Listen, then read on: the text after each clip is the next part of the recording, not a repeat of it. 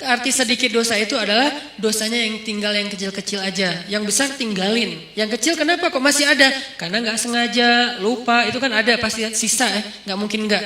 Kalau kita bilang nggak punya dosa, namanya kultus diri sendiri. Kata Allah, la tuzakku anfusakum huwa a'lamu bimanittaqo. Janganlah kalian menganggap diri kalian suci, nggak boleh. Makanya saya bilang banyak main, banyak manfaat, banyak pahala, sedikit dosa. Itu pakai hasil renungan. Jadi bukan kok sedikit dosa, harusnya kan nggak punya dosa, nggak bisa. Cuman Nabi SAW yang nggak punya dosa. Sisanya sampai Abu Bakar juga punya dosa. Cuman dosa beliau sudah diampuni oleh Allah karena solehnya luar biasa. Kalau kita sebagian udah diampuni, sebagian lain mungkin belum karena belum bertaubat benar-benar dengan nasuha. Tapi usahain tinggalkan dosa. Kita cukup ninggalin dosa aja, itu tuh udah jadi syabun nasya'a fi ibadatillah. Kalau ibadah Ustaz, ibadah yang wajib itu udah pasti. Karena kalau kita ninggalin yang wajib berarti dosa kan. Gimana dengan ibadah sunnah, tahajud, puasa sunnah, tilawah, itu bonus.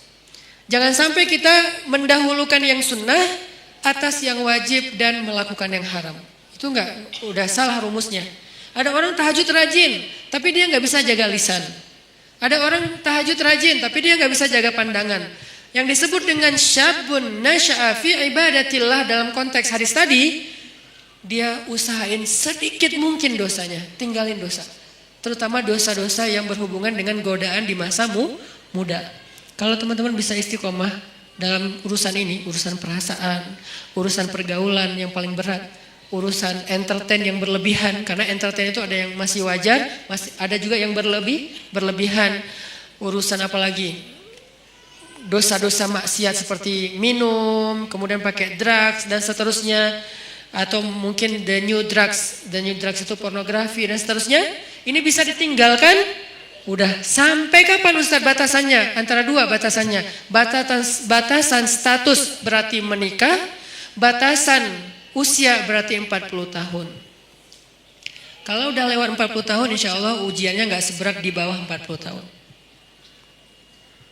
Kalau kita bisa jaga diri di masa itu, pergaulan, perasaan gimana Ustaz? Jangan terlalu mudah jatuh hati kalau belum halal. Ustaz itu kan gak disengaja, jangan diikutin. Kadang-kadang dia emang gak disengaja, munculnya itu dari setan. Yuwaswisu fi sudurinas. Ih, cantik ya. Udah jangan diterusin, jangan dibahas. Begitu kita sekali klik, udah kita dibahas, maka itu jadi sebuah episode. Jadi episode yang panjang dan endingnya air mata dan penyesalan. Biasanya. Jangan dibahas. Ustaz bahas, kan ini nasihat. Saya nggak lagi ngebahas bab-bab yang detail kayak gitu. Karena saya ini ngomong based on pengalaman ya. Karena semua kita pernah merasakan masa-masa muda yang gejolak tadi, zilzalnya, guncangannya kencang banget. Itu tuh kalau ada kayak gitu jangan diterusin. Jangan berpikir ada orang yang dia gak punya pacar berarti dia gak normal. Enggak, dia normal, cuman dia gak mau nerusin. Emang dia gak pernah kepikiran kayak tertarik dengan seseorang. Tertarik kalau dia normal, cuman gak diterusin. Gak mau dibahas, gak mau diingat-ingat.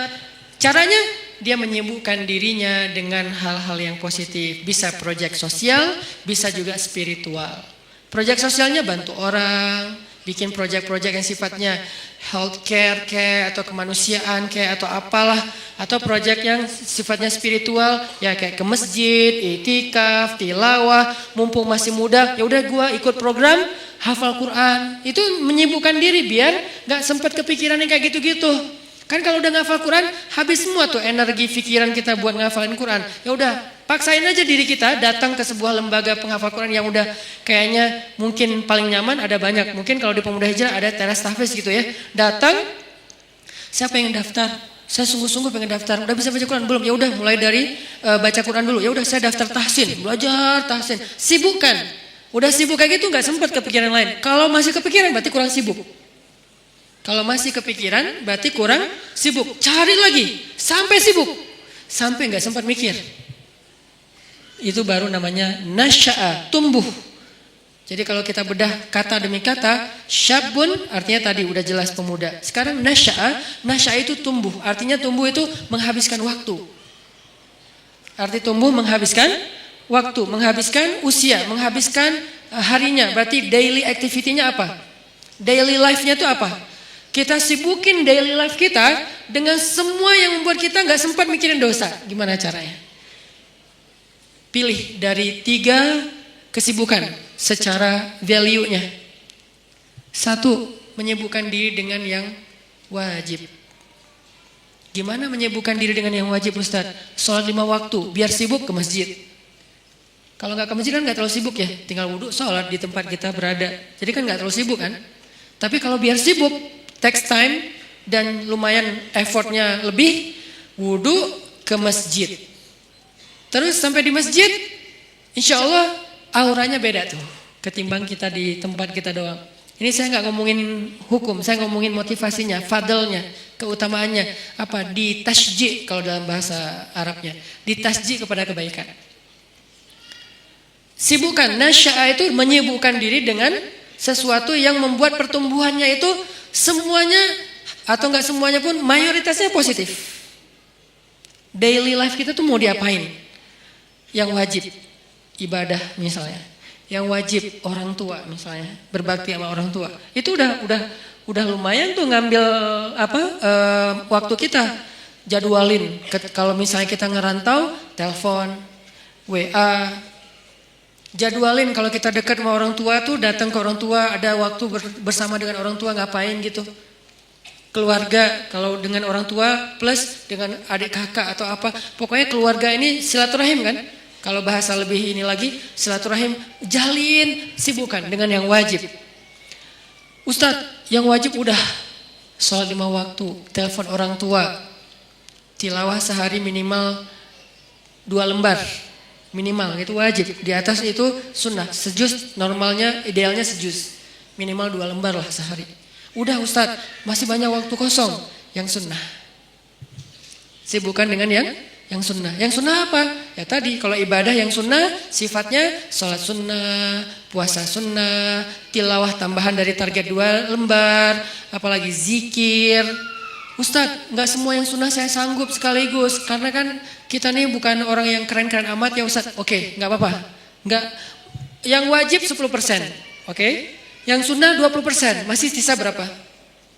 70%. Habiskan buat yang mubah, boleh. Karena yang wajib dalam kehidupan kita kan gak banyak kan sebetulnya. Yang sunnah lebih banyak dari yang wajib, 20%. Atau yang wajib 20%, yang sunnah 30%. 50%-nya mubah. Arti mubah apa? Enggak berpahala, tapi juga gak dosa.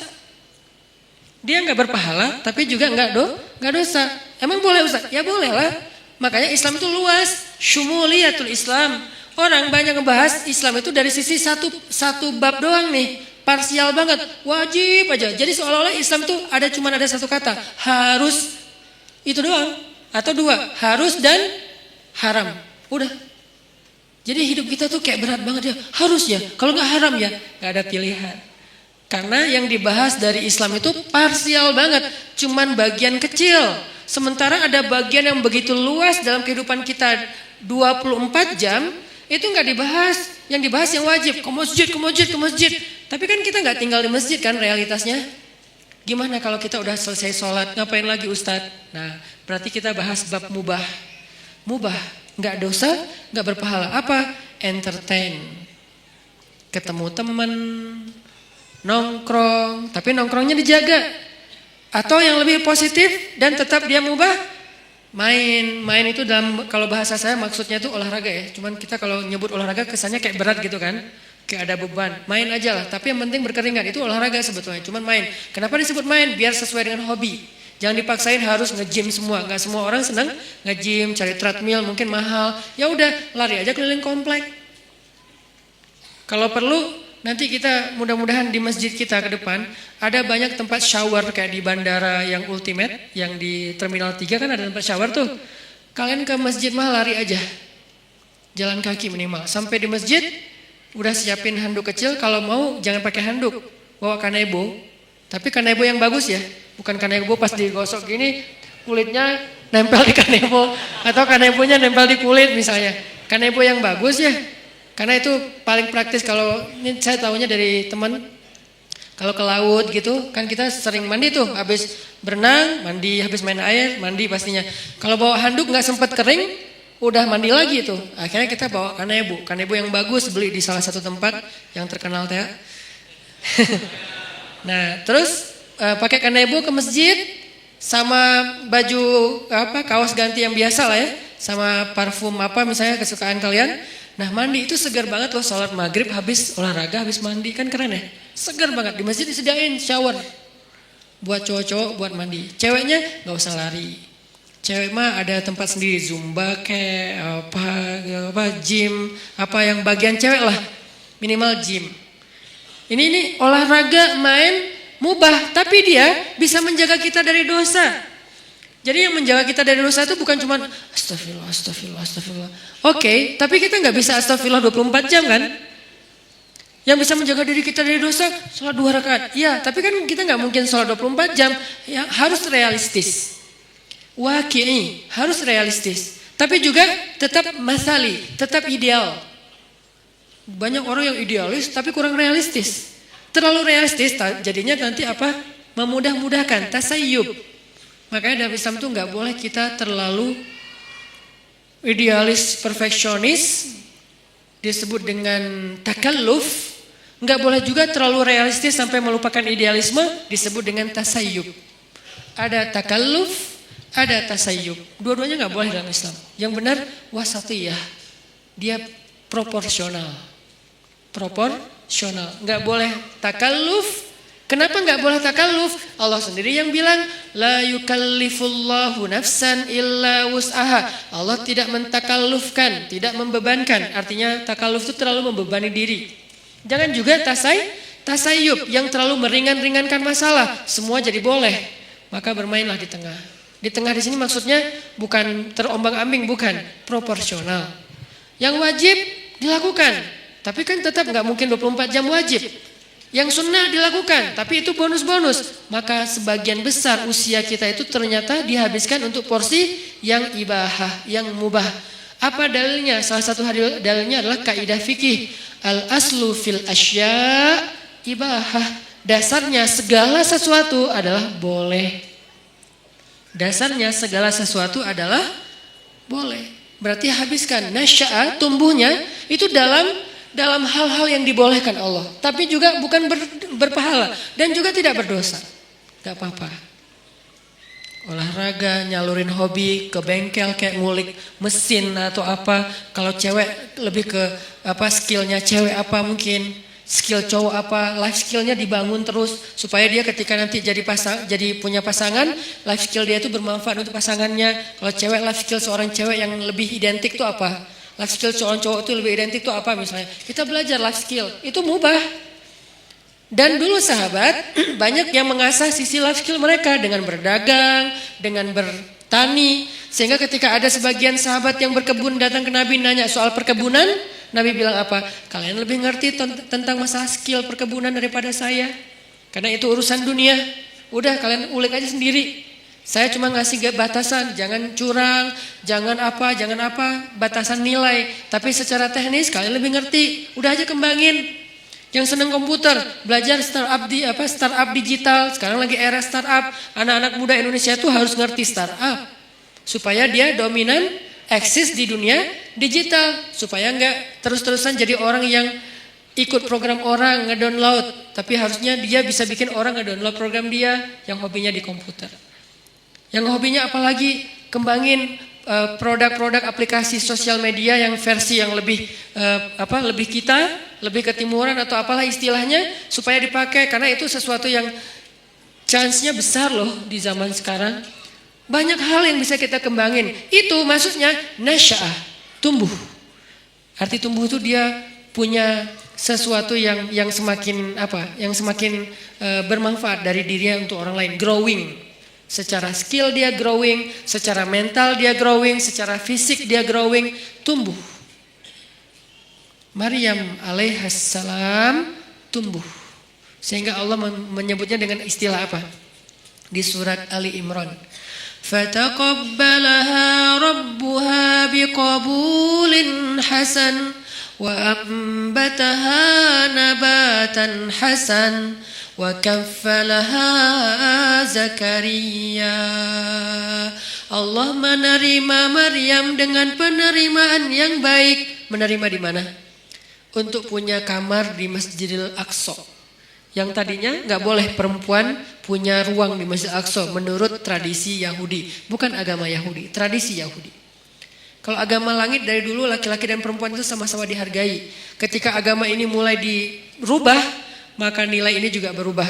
Sampai orang Yahudi bukan lagi punya agama, punya tradisi. Bukan punya syariat tapi punya kepercayaan. Tradisi orang Yahudi di masa Nabi Zakaria dan Maryam, cewek itu nggak boleh sholat di masjid. Jadi kalau ada yang bilang Islam itu tidak mengangkat kehormatan perempuan, berarti dia nggak ngerti Al-Quran. Dia nggak belajar sejarah, dia asal ngomong. Banyak orang asal ngomong sekarang tuh. Kalau kita belajar Al-Quran, sejarah gimana Al-Quran itu sangat mengangkat harga diri perempuan, itu banyak banget ceritanya. Salah satunya Maryam. Maryam itu mendobrak tradisi Yahudi loh, yang sekarang dielu-eluin di Tomorrowland bendera Israel itu berkibar dengan begitu tinggi kan ya. Paling banyak bendera di Tomorrowland kan bendera Israel kan. Kita lihat di mapnya pesawat, rata-rata pesawat internasional nggak ada Palestina, adanya Israel. Dan saya sangat tersinggung karena yang benar adalah Palestina.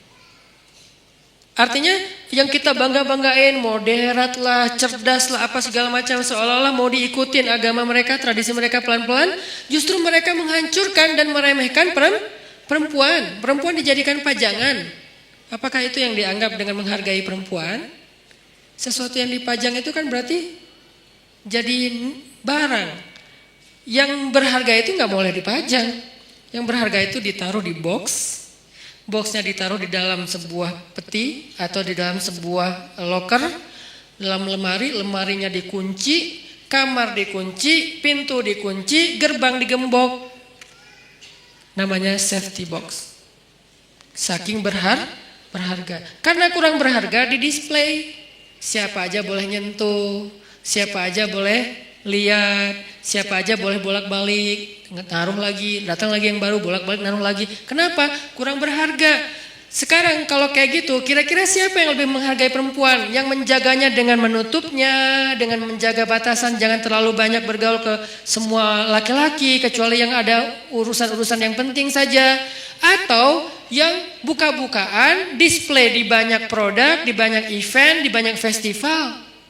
Mana yang lebih menghargai perempuan? Kalau mau dilihat dari sisi realitasnya. Baca nanti sejarah Maryam. Maryam itu mendobrak tradisi Yahudi. Yang tadinya perempuan ditolak di masjid. Masjid Aqsa ditolak. Datang Maryam dibawa oleh Zakaria. Rame tuh di antara rabi-rabi Yahudi. Orang-orang pemuka agama Yahudi debat. Wahai Zakaria, kamu sudah mencoreng tradisi nenek moyang kita. Mana pernah di Masjid Aqsa ini ada perempuan. Mereka lupa bahwa agama ini berasal dari seorang laki-laki yang punya istri, yang punya anak perempuan, yang punya ibu. Manusia biasa yang tidak jauh dan tidak bisa lepas dari kehidupan seorang perempuan. Mana pernah di Masjid Aqsa itu ada perempuan dan gak boleh perempuan itu rendah, gak boleh dia sama dengan laki-laki. Itu tuh doktrin Yahudi loh. Perempuan itu rendah sehingga dia tidak boleh diberikan hak yang sama dengan laki-laki. Perempuan itu hina, jadi nggak boleh masuk ke masjid yang mulia. Laki-laki doang yang mulia dan boleh masuk. Itu tradisi Yahudi sebelum datangnya Maryam. Datang Maryam, Allah takdirkan namanya pun Maryam. Dan tahu arti Maryam? Khadimah. Maryam itu artinya pelayan masjid. Itu arti Maryam.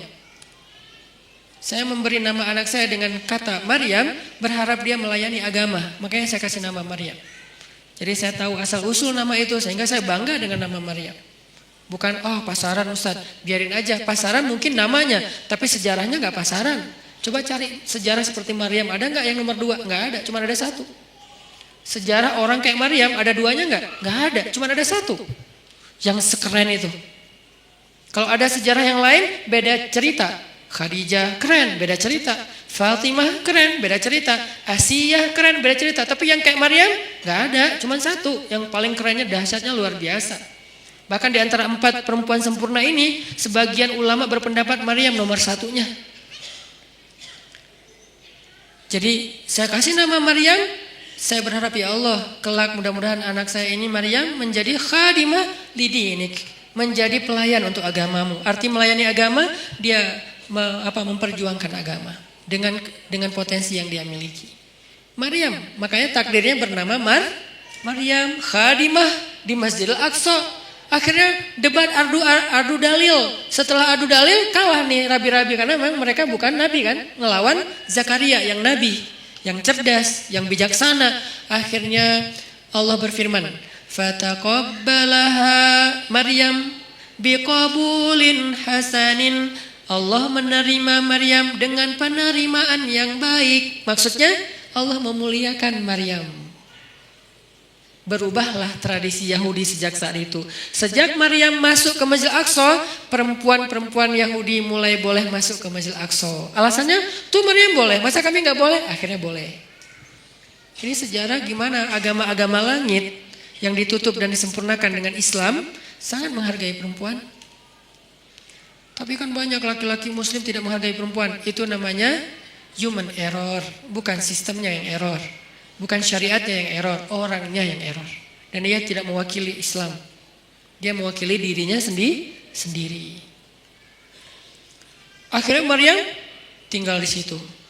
Lalu ada kalimat wa ambataha nabatan hasana.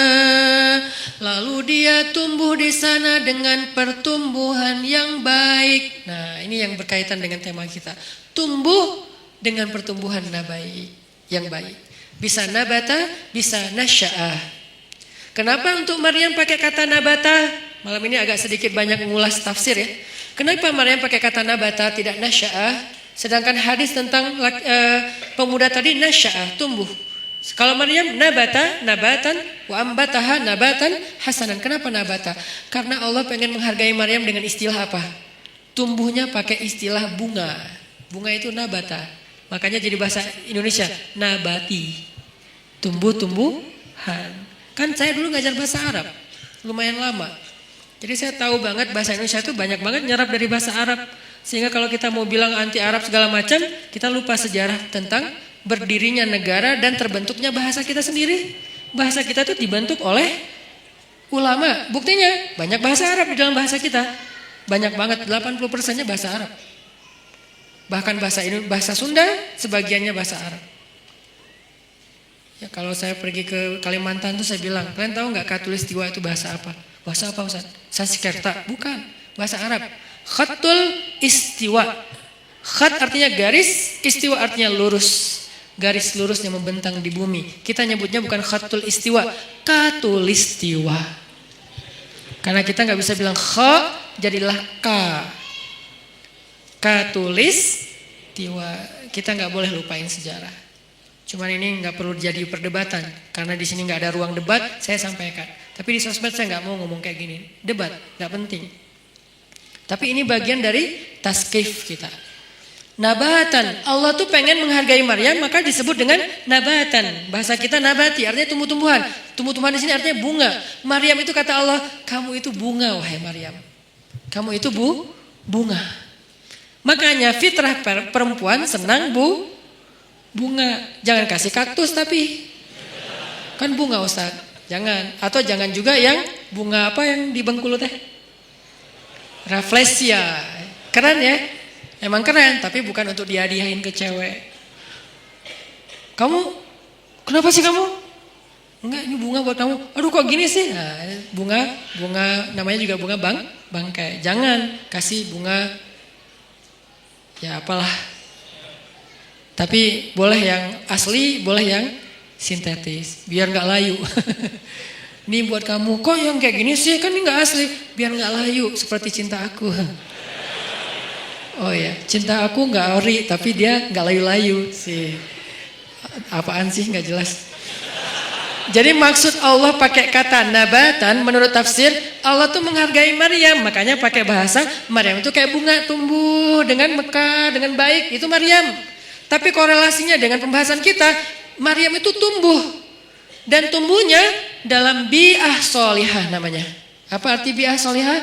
Lingkungan yang baik. Berarti pelajaran kedua tentang tumbuh yang bisa nanti dapat naungan di padang mahsyar, biar kita termasuk orang yang gak mager adalah cobalah cari bi'ah solihah, carilah lingkungan yang baik. Kalau gitu kita nggak boleh gaul sama orang yang nggak baik, boleh. Tapi kita jadi ada dua, ada kebutuhan kita, ada lebih ke share-nya kita. Kita kalau mau sharing, mau giving, mau berbuat baik, cari orang yang belum baik untuk kita ajak baik bareng. Tapi kita sendiri juga belum baik-baik amat, sehingga kita butuh yang mengajak kita lagi nih. Semua orang saling mencari dua itu tuh. Satu project untuk dia beramal soleh dengan mencari teman-temannya yang belum hijrah, ajak hijrah. Tapi kalau gaulnya sama itu doang, lama-lama kita lemah. Cari juga bi'ah solihah yang bisa ngajak kita, yang bisa ngingetin kita.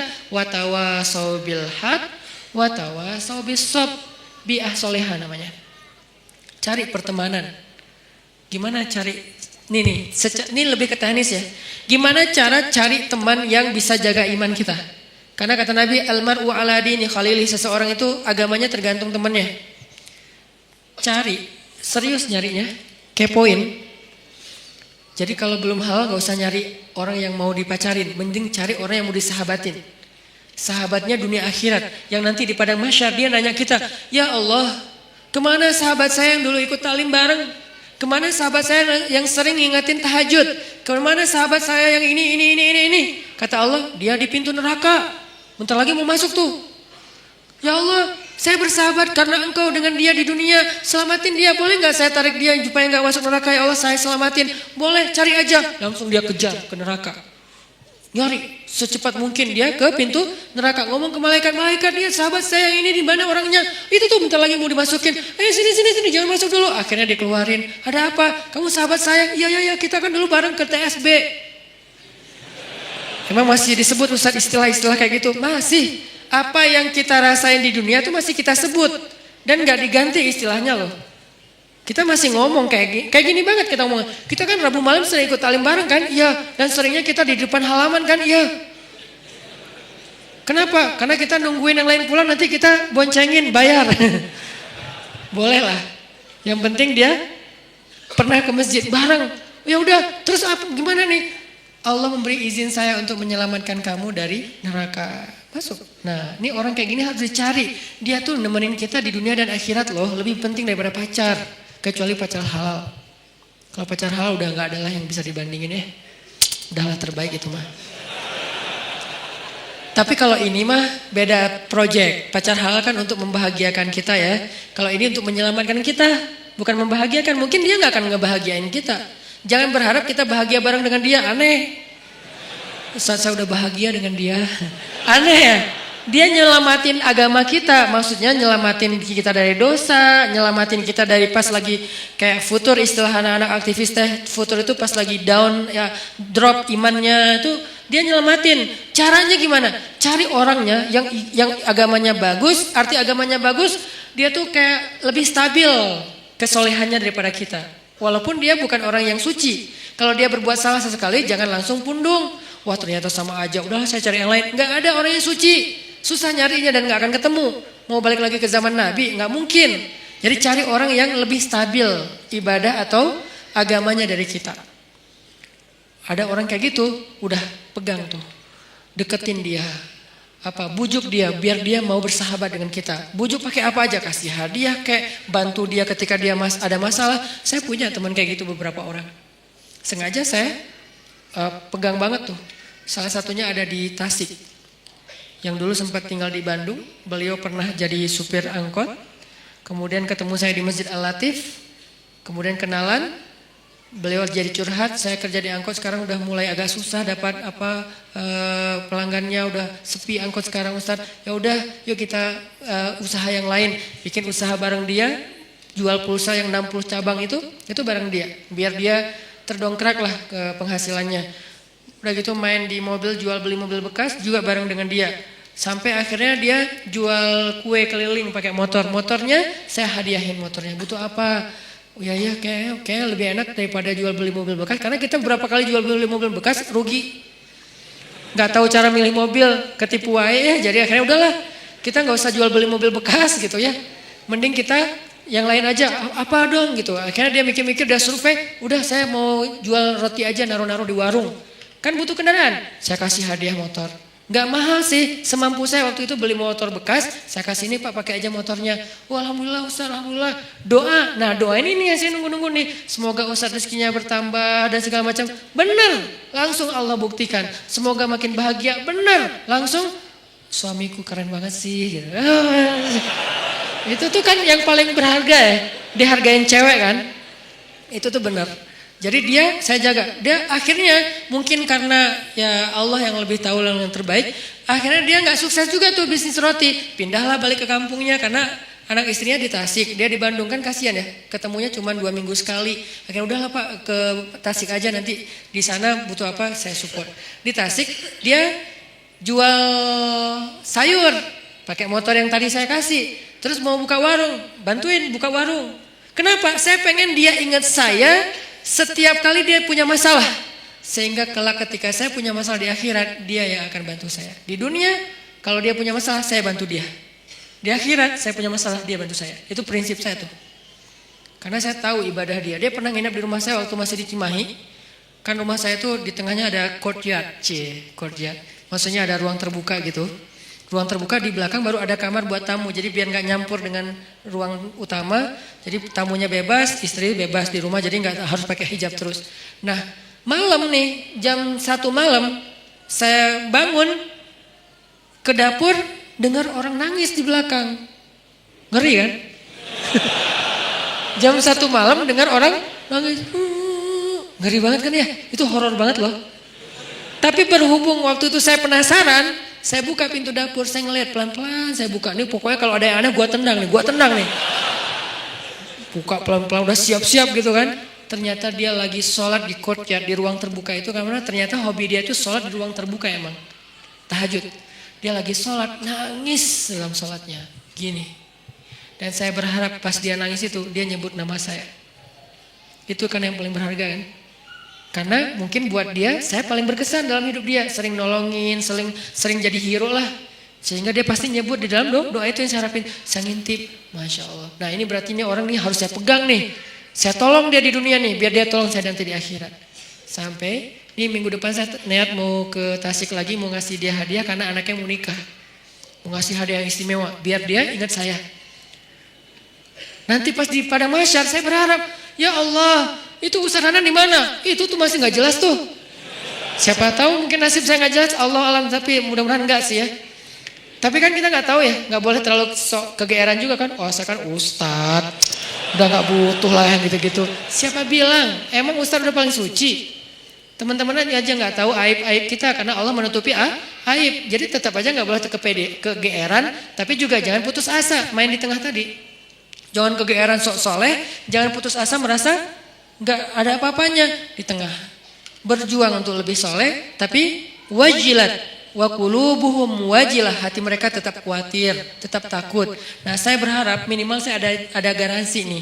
Begitu saya agak-agak ada rada-rada aneh-aneh nih di Padang Mahsyar, dia ngomong ke Allah, ya Allah, dulu saya motor dikasih sama dia, warung saya disupport sama dia, saya keluar dari angkot dulu gara-gara dia. Makanya saya hidup nggak jelas di dunia teh.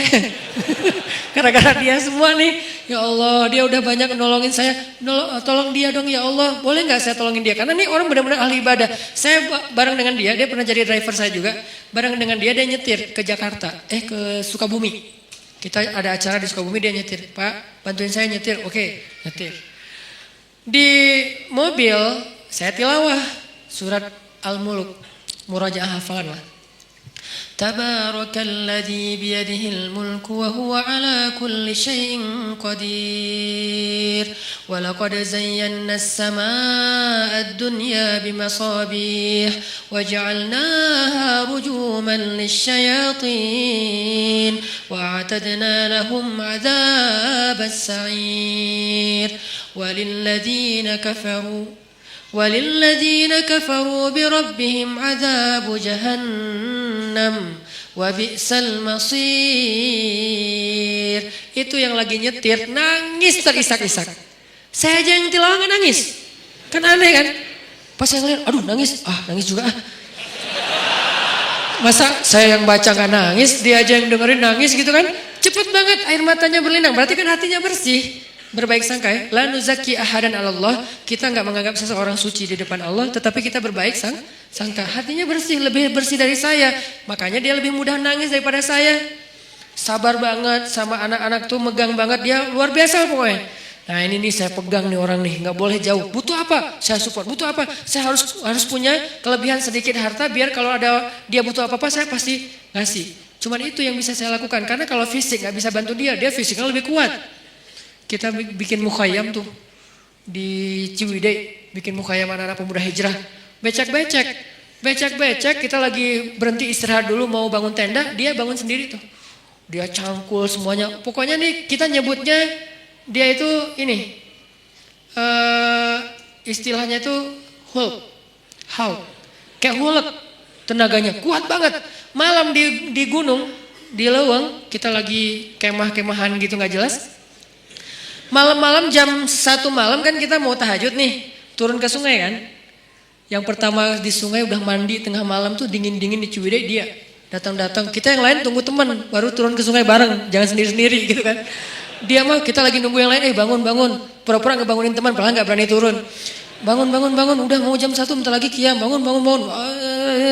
Pas kita udah pada bangun, dia datang. Hah, Pak, kok segar banget? Habis mandi Ustaz, di mana? Di sungai. Ustaz saya anterin. Saya pura-pura gengsi gitu dong ya. Nggak usah, bisa sendiri gitu.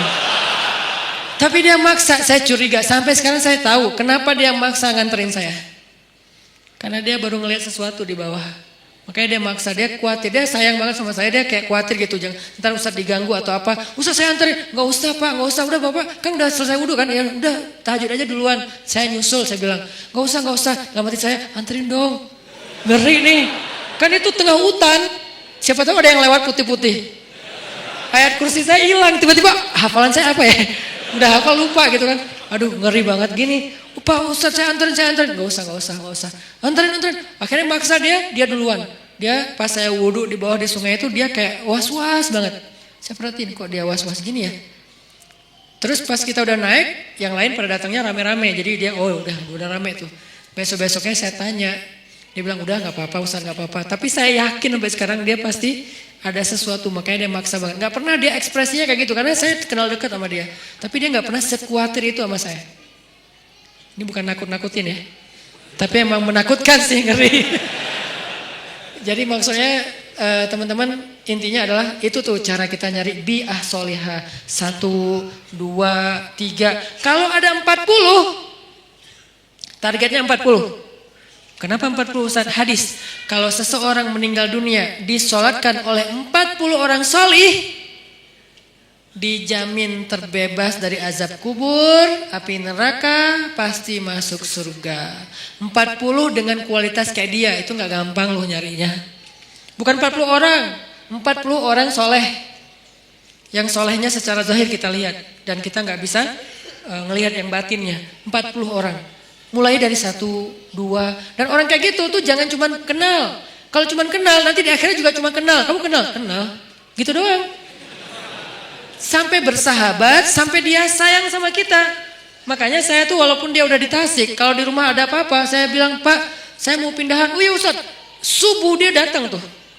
Saya pernah tuh mobil saya, dia benerin rem, cuman dia karena mungkin dia kayak otodidak ya, salah ngebenerin remnya, malah ngelok gitu. Dia benerin rem mobil saya, karena sebetulnya saya bisa naruh di di yang resmi ya, dealer resmi. Cuman karena saya kayak ngerasa pengen nyari alasan buat ngasih ke dia, saya nggak mau ngasih dia tanpa ada kerjaan biar menghargai dia kan.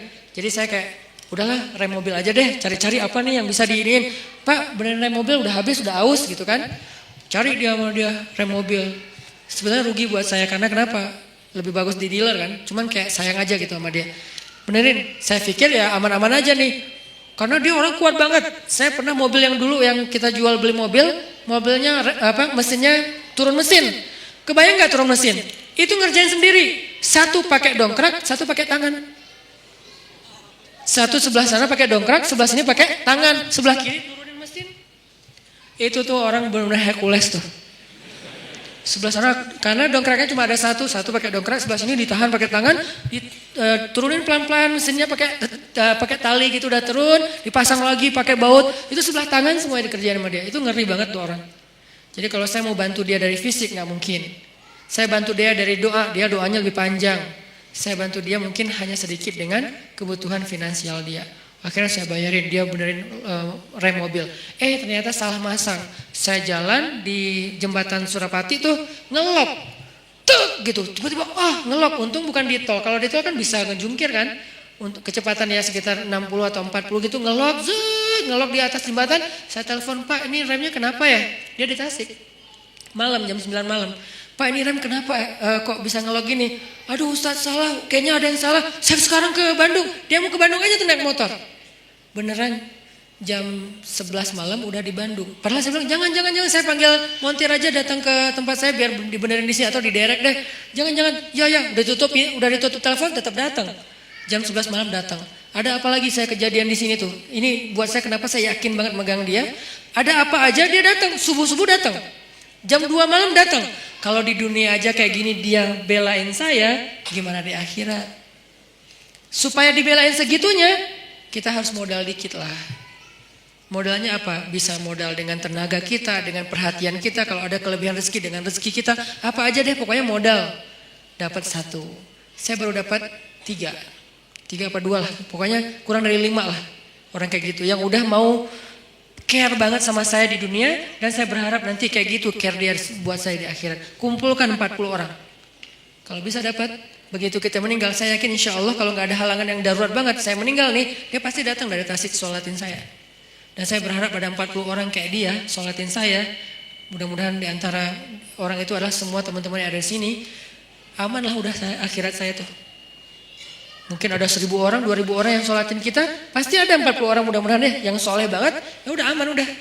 Nggak ada azab kubur insya Allah, dikubur tenang-tenang aja. Kiamat kapan ya gitu.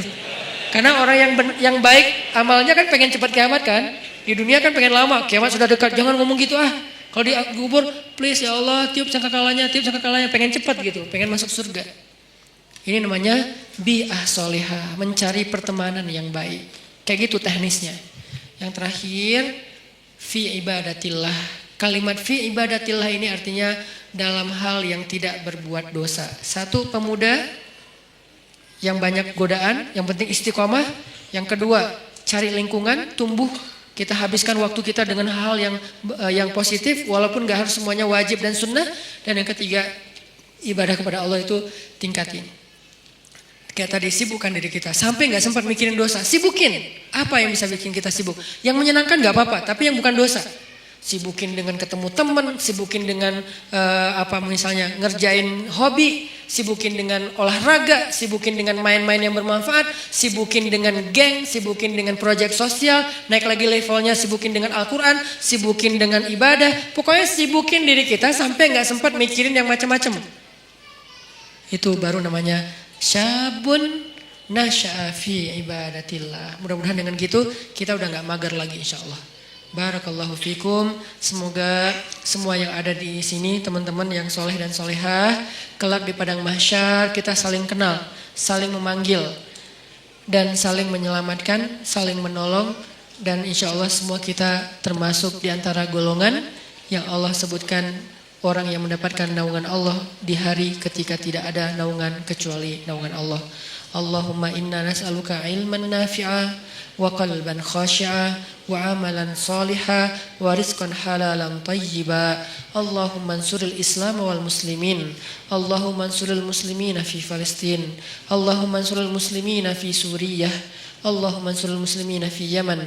Allahumma ansuril muslimina fi Rohingya. Allahumma ansuril muslimina fi kulli makan. Allahumma wahhid kalimatal muslimin wa wahhid sufufal muslimin wa alif baina qulubil muslimin. Allahumma ij'alna minas salihin. Rabbana atina fid dunya hasanah wa fil akhirati hasanah wa qina azabannar. Barakallahu fikum, billahi taufiq wal hidayah. Wassalamualaikum warahmatullahi wabarakatuh.